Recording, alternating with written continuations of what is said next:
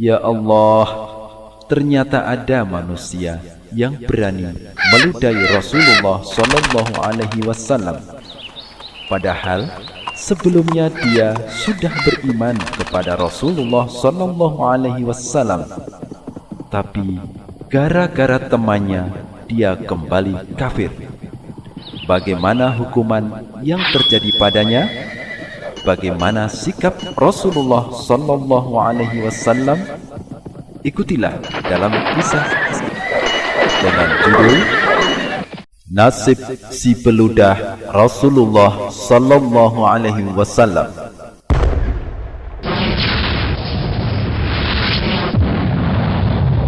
Anak-anakku sekalian, semoga Allah memilihkan kalian teman yang baik. Saat Rasulullah Sallallahu Alaihi Wasallam belum hijrah ke Madinah, ada seorang kafir Quraisy bernama Abu Mu'aid. Dia adalah seorang yang lembut dan tidak mengganggu Rasulullah Sallallahu Alaihi Wasallam ketika duduk-duduk bersama beliau di Mekah. Sedangkan orang-orang Quraisy yang lain, bila duduk-duduk bersama Rasulullah Sallallahu Alaihi Wasallam, mereka menyakiti beliau. Abu Mu'aid mempunyai seorang sahabat karib di negeri Sam.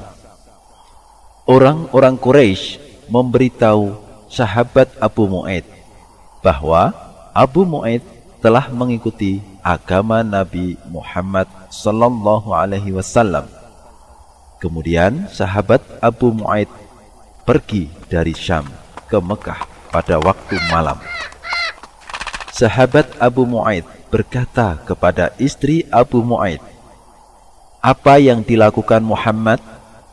Maka istri Abu Mu'aid menjawab, "Lebih dahsyat dari keadaannya dulu."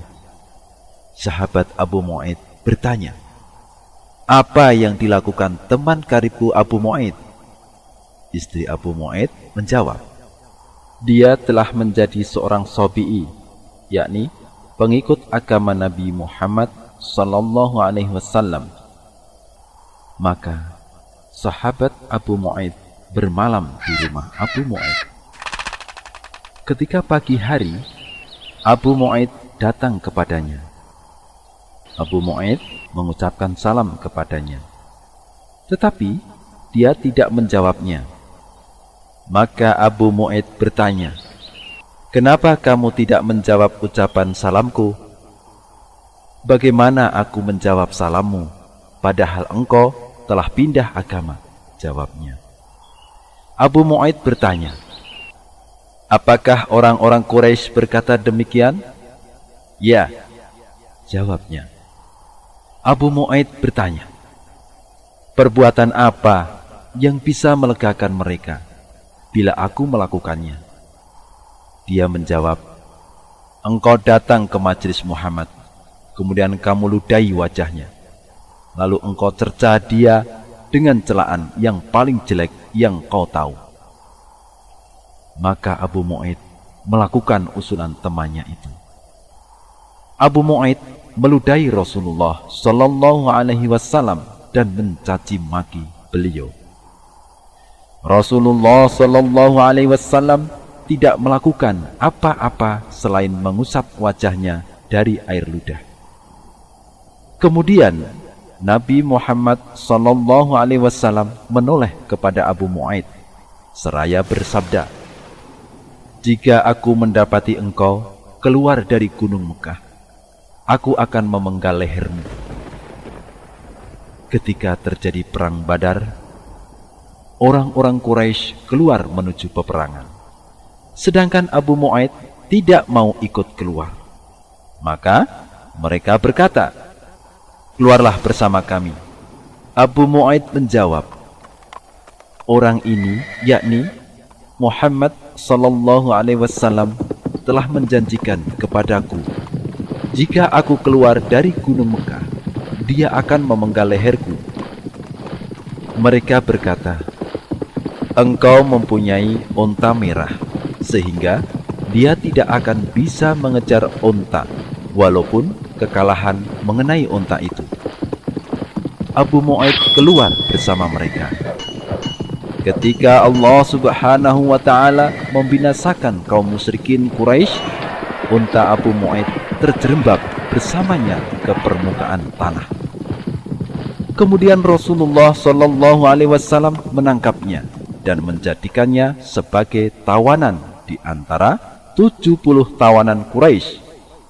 Abu Mu'aid datang kepadanya dan bertanya kepada beliau, "Apakah kamu akan membunuhku di antara mereka ini?" Rasulullah Shallallahu Alaihi Wasallam menjawab, "Ya, karena dulu kamu meludahi wajahku." Kemudian Allah Subhanahu wa Ta'ala menurunkan ayat 27 sampai 29 surah Al-Furqan. Wa yawma ya'addu adh-dhalimu 'ala yadayhi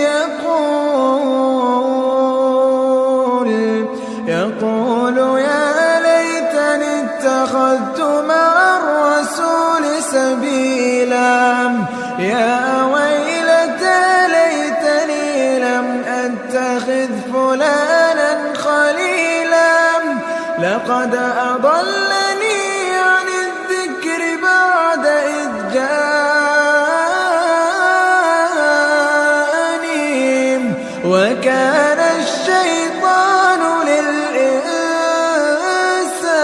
khadula wa yawma ya'addu adh-dhalimu 'ala yadayhi yaqulu ya laytani ittakhadhtu ma'a ar-rasuli sabila ya waylata laytani lam attakhidh fulanan khalila laqad adallani 'ani adh-dhikri ba'da idh ja'ani wa kana ash-shaytanu lil-insani khadula. Dan ingatlah hari ketika itu orang yang zalim menggigit dua tangannya, seraya berkata, "Aduhai kiranya dulu aku mengambil jalan bersama-sama Rasul. Kecelakaan besarlah bagiku, kiranya aku dulu tidak menjadikan si fulan itu teman akrabku. Sesungguhnya dia telah menyesatkan aku dari Al-Quran ketika Al-Quran itu telah datang kepadaku, dan setan itu tidak mau menolong manusia."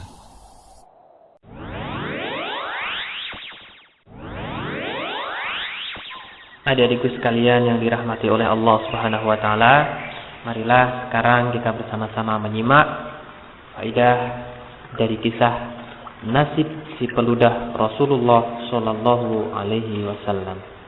Bagaimanakah nasib si peludah Rasulullah Sallallahu Alaihi Wasallam? Adik-adik tadi sudah mendengarkan kisahnya. Maka sekarang kita akan ikuti bersama-sama, kita akan simak bersama-sama pelajaran-pelajaran apa yang ada di balik kisahnya peludah Rasulullah Sallallahu Alaihi Wasallam. Faedah yang pertama dari sekalian, kita tidak boleh menghina, mencela dan merendahkan Nabi Sallallahu Alaihi Wasallam. Karena Allah Subhanahu Wa Taala melarang kita untuk menghina, mencela dan merendahkan Nabi Sallallahu Alaihi Wasallam. Dan orang yang merendahkan, menghinakan dan mencela Nabi Muhammad Sallallahu Alaihi Wasallam, maka ia telah melakukan perbuatan dosa besar dan akan diancam dimasukkan ke dalam neraka Allah Subhanahu wa Ta'ala. Berikutnya, faedah yang kedua, di dalam bergaul, di dalam memilih teman, kita harus berhati-hati adik-adik sekalian. Kita harus berhati-hati memilih teman, memilih teman-teman yang baik. Itulah salah satu adab-adab di dalam bergaul dan memilih teman. Kemudian adik-adik sekalian, sekarang faedah yang ketiga dari kisah si peludah Rasulullah. Faedah yang ketiga yang bisa kita ambil, kita dianjurkan untuk tidak membalas keburukan dengan keburukan yang serupa. Jadi kalau adik-adik sekalian diperlakukan buruk oleh temannya, maka kita tidak dianjurkan untuk juga membalas keburukan yang serupa. Kemudian kaidah yang keempat, adik-adikku sekalian, Allah Subhanahu wa taala pasti akan memberikan siksa yang pedih bagi orang-orang yang mencela, menghina dan menyakiti Nabi sallallahu alaihi wasallam, sebagaimana kisahnya si peludah Rasulullah sallallahu alaihi wasallam. Kemudian yang kelima, dari sekalian, di dalam kisah ini kita diajarkan untuk bersabar atas keburukan yang dilakukan oleh orang lain kepada kita. Kita bersabar atas keburukan yang menimpa kita.